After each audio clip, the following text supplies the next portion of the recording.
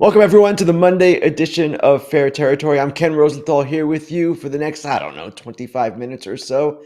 We have a lot to talk about after an interesting weekend of baseball with many interesting weekends ahead. The first thing to talk about, of course, is the Dodgers Padres series. A surprising outcome to many of us, given the way the Padres were playing so well going into that series, and given that the Dodgers have not really reached a peak all season. Well, all of that changed over the weekend at Dodger Stadium. What happened? The Dodgers swept the Padres, regained the lead in the NL West, now lead by 2 games.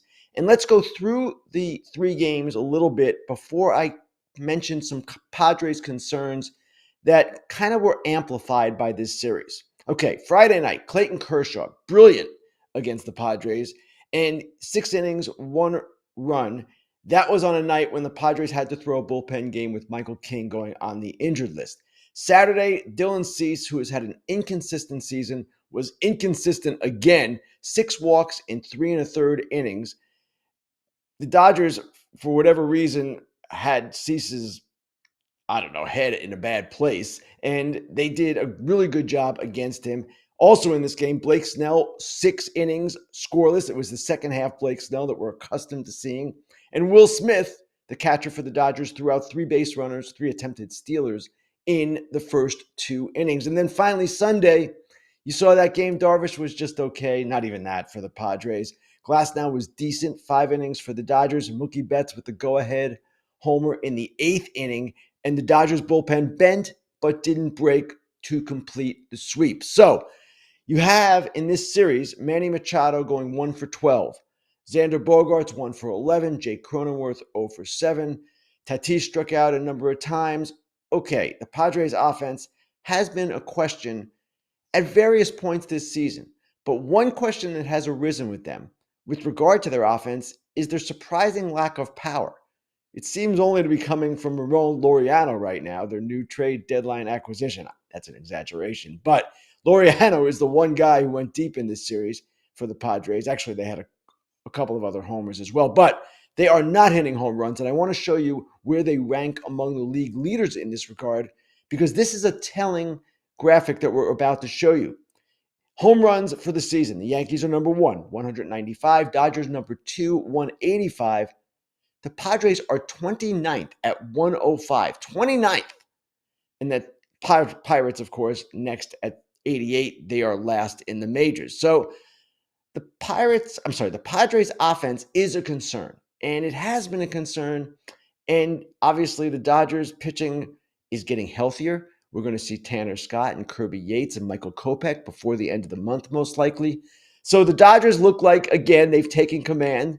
We'll see exactly how this fares out next weekend in San Diego. But right now, the Dodgers again have the lead. And there are 2 other things with the Padres that kind of bothered me a little bit just watching the games. Starting pitching. Now, it's been an issue kind of at various points this season. They traded 2 of their starters to Kansas City to make room for Michael King coming back and to do some other things, of course, to get Freddie Fermin. Nick Pivetta at the top, he's been really good. Cease should be at the top. He's been inconsistent, as I mentioned. King's injury, this left knee inflammation, not expected to keep him out long. And then Yu Darvish really has not been good for the most part at all. He's got about a 6 ERA since coming off the injured list. So that's a concern. And you might say, Ken, doesn't matter in the postseason because the Padres bullpen is so good. They're going to shorten games and they can just get a couple of innings out of their starters and go from there. Well, there's a concern there as well. And the concern there is that the Padres bullpen has 3 relievers in the top 9 in appearances. Jason Adam, Jeremiah Estrada, and Adrian Morejon. Those 3 guys, again, top 9 in appearances in the majors. And the concern obviously would be that 1 or more of them wear down by the postseason. Now you might say, well, the Padres still have Mason Miller and Robert Suarez and others. Yes, true. But the bullpen is their linchpin. It's what they will use to, yes, shorten games and win games. If it's not exactly right after a starting rotation that is not exactly right, then you have a problem.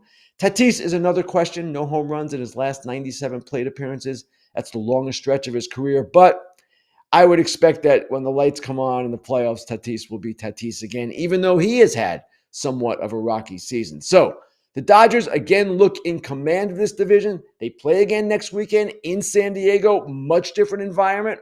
We'll see what happens then.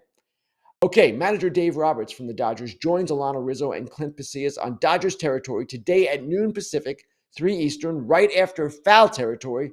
Tune in, subscribe on YouTube, and wherever you get your podcast to the entire Foul Territory network. Also this weekend, a couple of disturbing injuries came to light. The biggest one is Zack Wheeler, and this one is a troubling one, not just from a baseball perspective, but from a life perspective. A blood clot near his right shoulder. We don't know more about that yet. They're going to get more information as this week goes on. He's going for more testing today. Obviously, a blood clot is always serious. That's the biggest thing with Zack Wheeler. The question now is, one, getting him healthy, and of course, two, what does it mean for the Phillies going forward? It certainly appears that Zack Wheeler will be out for the regular season and possibly the postseason as well. We don't know that for a fact yet, but the Phillies' rotation without him, well, it's simply not the same. It's really good, but Zack Wheeler was a Cy Young candidate, was brilliant in the first half, probably should have started the All-Star game, but even then he was having some physical issues that he was worried about, and that's one reason he bowed out of the game.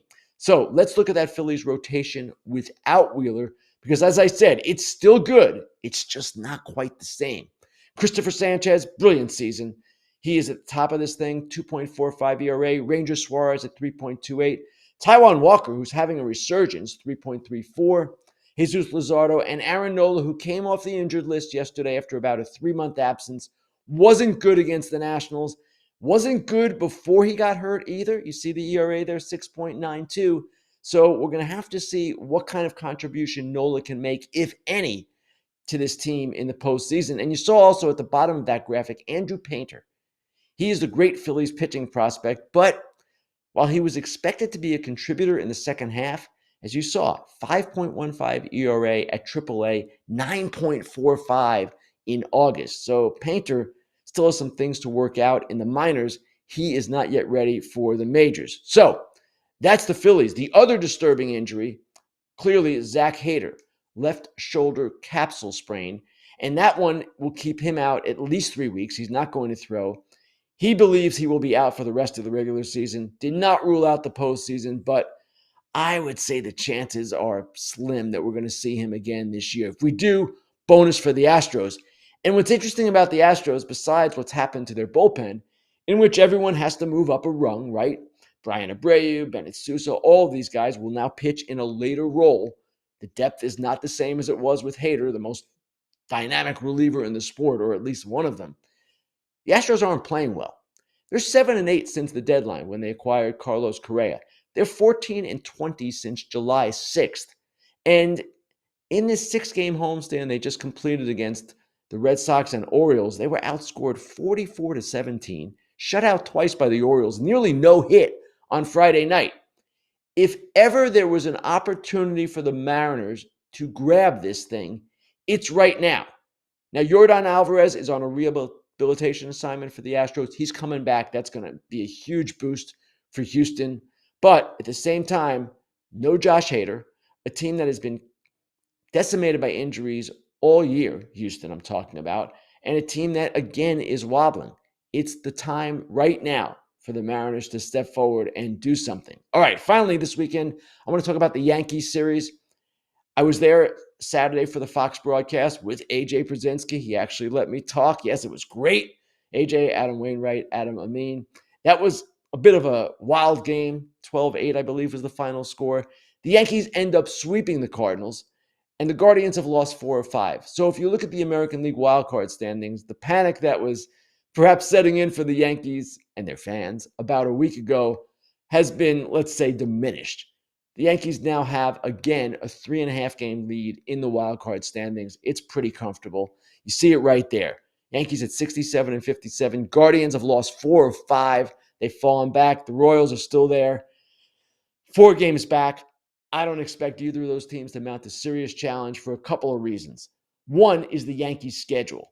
Now, we saw in the last week, they played 5 of 6 games against the Twins. I'm sorry, 6 games against the Twins and Cardinals and won 5 of them.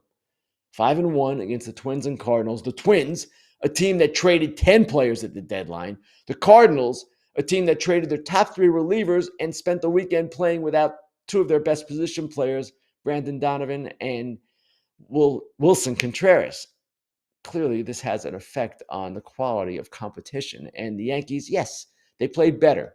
And Anthony Volpe playing much better in the field, doing some good things there. They still have a lot of questions. Max Fried does not look great. Their bullpen still has to be sorted out.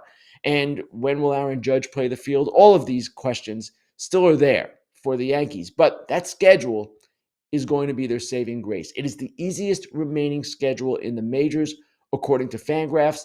They go to Tampa Bay next for a series that begins tonight. And then they have Boston at home for 4. I'll be there Thursday night for Fox. That's going to be a big series for the Yankees. But again, the rest of their schedule, not too bad. After the Red Sox series, they play the White Sox. So the Yankees looking better, breathing again. We'll see how the rest of the season plays out for them. And we'll be back right after this with the Inside Dish.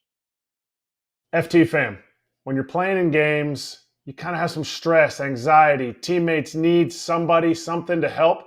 Now it's at your fingertips with Rula. That's right. Telehealth has been a huge help for millions of people, but it can be time-consuming and expensive to find the right therapist. Rula is on a mission to make this process smoother. And make sure you go to rula.com/Val for more details. They take most major insurance plans, and the average copay is only about $15 per session.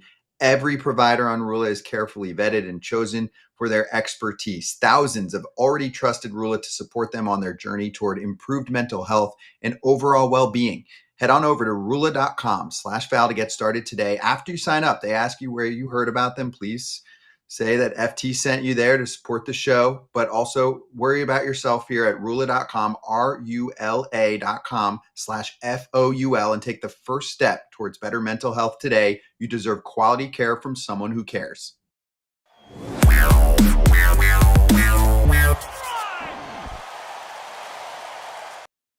Time now for the Inside Dish, the part of the show where I go inside a story I've written, a trend in the game, or talk about something else entirely. But today I want to talk about something that I completely omitted in the first part of this program, and I completely omitted it because I wanted to talk about it in this segment. What am I referring to? The Brewers. Their 14-game winning streak ended yesterday, finally, but the Brewers are still in position with the best record in the majors by 6 games. This team leads the majors by 6 games over the Toronto Blue Jays, who have had a remarkably good season as well. The Brewers, with the 8th lowest payroll in the game, are doing this, leading the majors in runs scored, doing all kinds of things. And as I wrote today in The Athletic, there's a lesson there, if anyone in baseball cares to heed it. And the lesson, you see it in every ball the Brewers put in play, every runner they advance, every cutoff man they hit, every extra base they take. And the lesson is that here is a team that is at least trying to play the game properly at a time when too many organizations place too much emphasis on the next big analytical thing and too little emphasis on sound fundamental play. Now, as I wrote, and I want to be very clear about this because people get excited and upset, I am not bashing analytics. Far from it. Analytics are integral to the game. They've been an important part for years now. They help players get better. They help teams evaluate. They enhance everything about baseball. What I am saying here, what my point is that while organizations seem to obsess over enhancing pitching velocity, hitters' exit velocities, why can't they do the same on the fundamental side? Why can't they emphasize and stress running the bases properly, hitting the cutoff man, all the little things, all the subtleties that make baseball such a wonderful sport? We've talked a lot about the Yankees' flaws in recent weeks, right? We've kind of focused on them. It goes back to Game 5 of last year's World Series. But it's not just the Yankees who often stumble their way through games. We see this with every team in every game every night. It drives a lot of fans crazy. drives a lot of old school baseball people crazy, drives some media crazy. It's not the game that we grew up watching. And I'm not talking about going back 20 years, no analytics. No, just play the game right. So, as I wrote today, and I want to show you this passage, this is one I'll quote from because it kind of sums up the entire article. The Brewers are an outlier, exploiting a new market inefficiency, knowing how to play baseball. They obsess over little things in part because they generally do not pay for superstars who do big things. Most Brewers make too little money and possess too little service time to defy their detail-oriented leader, manager Pat Murphy. And the team's highest paid player, left fielder Christian Yelich, practices what Murphy preaches, inspiring his teammates to do the same. Now, the point about Murphy is important. And it's important because he can get away with doing things that other managers can't. He can bench Sal Frelick and Caleb Durbin in the middle of a game in April because they weren't doing things properly from a fundamental standpoint. He can criticize and bench Joey Ortiz in July for not taking the right approach offensively. And in that sense, he's actually at an advantage because he has younger players, players with less service time, as I mentioned, guys that aren't going to stand up to him. Teams in small markets don't deal with the noise as well that big market teams do. And Brian Cashman made this point Friday in St. Louis when we were talking to him. I talked to him about this as an aside. I asked about the Yankees' accountability and, hey, what's going on there? And he said, listen, in a big market, there is so much instant accountability from fans, the media, so much going on that if anything, leaders, managers, coaches have to take more of a supportive stance with players. So you don't see Aaron Boone criticizing players. Now, that's a whole different issue. We can get into that, and we have gotten into that. But what I'm talking about here is Murphy has a freedom that maybe some other teams don't. It's almost similar to the Tampa Bay Rays in the way they operate. They can do things because there's little media and fan scrutiny there that other teams do not. So that is part of this. Another part of this is, yes, the Brewers have had good fortune. During this incredible 53-17 run, a run that has extended almost over half a season, their batted ball luck has been off the charts. Okay, batting average on balls in play, actual numbers exceeding expected numbers, all of that. But you look at some of the other numbers too. They're at the top in defense and in base running. Their strikeout rates and contact rates are much improved over last year when they were the same kind of team, essentially. And some of the base running numbers also are better. Outs on the bases down, extra base taken percentage up. All of these things contribute to what is an excellent offensive club. You see right there, their offensive numbers. First in the majors in runs per game. They also do a tremendous job on the pitching side. Their pitching program, the development of pitchers, guys who come over there and improve, it's pretty good. And they do a good job with that, better than a lot of clubs. And it's one reason they are so successful. Quinn Priester is an example of that. Trevor McGill is an example of that. There are other examples up and down their staff as well.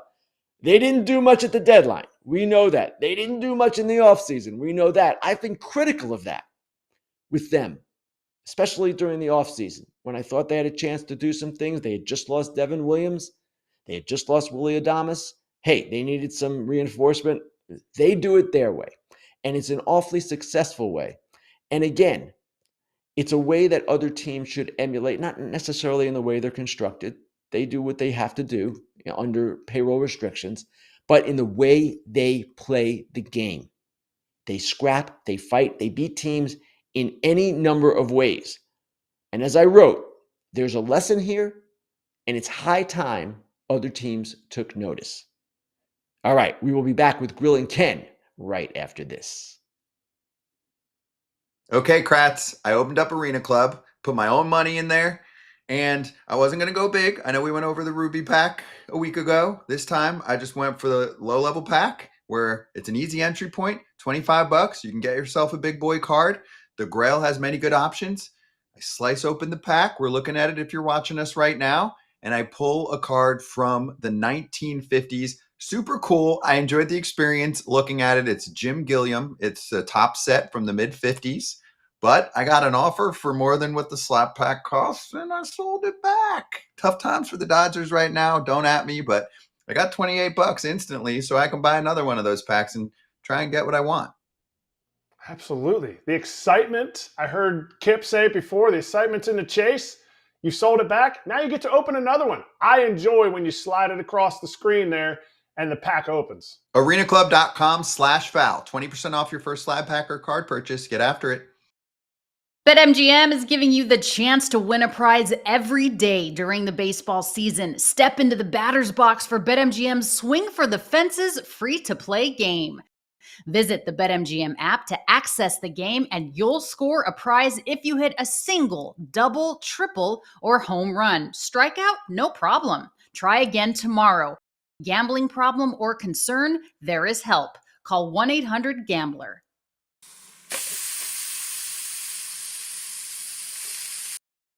Time now for Grillin Ken, the part of the show where I answer your questions. Let's get right to them. First one comes from Corey, who asked, should the Pittsburgh Pirates offer Connor Griffin, the game's #1 prospect, a carbon copy of the Jackson Chourio contract, or do you think it is too early, maybe this offseason? It's an interesting question because Chourio, as Corey remembers, signed an 8-year, $82 million deal with the Brewers before playing a major league game. It's kind of an unprecedented deal. Connor Griffin is not as far along as Chourio was. Chourio was about to make the Milwaukee Brewers. Connor Griffin just got promoted to Double-A. He's an exciting prospect. We all know that. I would say it's too soon. Now, if I'm the Pirates, though, I'm at least thinking about it and trying to maybe start some conversations because, let's face it, the Padres aren't exactly known for keeping their homegrown prospects long term. They've done it a few times, no question. Mitch Keller, Brian Reynolds, who they acquired in a trade, they signed these guys. But in general, let's face it, the Pirates lose players. They don't keep them. Connor Griffin is an incredibly talented player, a guy who's going to hit and do some things in the major leagues, no doubt. But I would say let's see what he does in Double-A, maybe even Triple-A. Let's see until he's on the footstep of the majors before we anoint him with millions and millions of dollars. All right, the next question. This one comes from, let's see, it doesn't come from anybody, but it's a question. Oh, yes. What are your thoughts on the reaction to Rob Manfred's realignment comments? If you watched Sunday Night Baseball last night, the Little League Classic, the ESPN announcers interviewed Rob Manfred during the game, and he spoke about the potential for expansion and realignment and what that would mean for the game. Now, this is something that Manfred has talked about for years. I went back after that interview and looked at something I wrote in 2018, more than 7 years ago, in which he explained why realignment and why 32 teams as opposed to 30 is a magic number for baseball. Realignment would come, it was in this article, after expansion. And with 32 teams, you would have 8 4-team divisions. You could do it geographically. And as Manfred explained in this article, and as he explained last night, the advantage to that is, well, multiple advantages to it, really. One is just having teams closer together, bunched together in their divisions. So that would reduce travel. Obviously, wear and tear is a concern. You want to keep players as healthy as possible, have them traveling as little as possible. That's one thing. The other part, and this is something he mentioned last night as well, the postseason. In the division series now, we could have, say, I don't know, Red Sox versus Angels. That was one example I believe he used, or maybe it was in the article. East Coast, West Coast, you have games starting at 10 o'clock on the East Coast. You have teams traveling across country. With geographic realignment, you could set up your playoff system so at least in the early rounds, that wouldn't happen. You'd have the West Coast teams playing in the West Coast time slot, 10 o'clock, whatever it might be, and the East Coast teams playing in the East Coast slot. That too is an advantage. So all of this is on the table. All of this is going to happen at some point. Manfred and the baseball owners have been waiting for the Rays and the A's stadium situations to resolve before moving forward with expansion, the expansion that would lead to realignment. But again, it's going to happen. And I was a little surprised that people sounded like they were hearing this for the first time last night, but it was national television and it was the commissioner talking. But this is something that, again, has been under discussion for years. Okay, one final question before we go. Let's see what we have here. Why do you hate the Dodgers, says James Bosham? That's an interesting question since Padre fans are always asking me, why do I hate the Padres? As I've always explained when I get these questions, I hate all 30 teams. That's how you guys see it. So that's what I'm going to embrace. Actually, no. You play good, I write good about you. It's pretty simple that way. You do things that are dumb, I write that those things are dumb. That's how it works. And Blue Jays fans think I hate them. Yankee fans at times think I hate them. Mets fans, on and on and on. It's the nature of my job. I get it. I'm comfortable with it. But guess what? I'm going to keep writing what I think. And what I think is often a reflection of what I'm seeing on the field. All right, with that, we're going to close it out. We've got our Thursday show coming up, of course, live with Alana Rizzo. So stay tuned for that on Thursday. That will be at 12:30 Eastern. Have a great week, everyone. Lots of good baseball ahead.